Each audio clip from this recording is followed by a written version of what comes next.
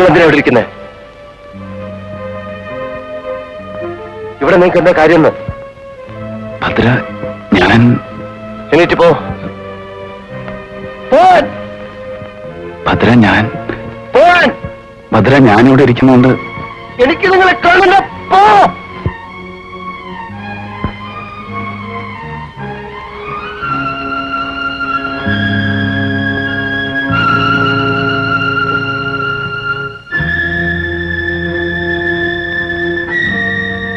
അങ്ങേരുണ്ടായതുകൊണ്ടാ നീ ഇപ്പൊ ജീവനോടിരിക്കുന്നത്.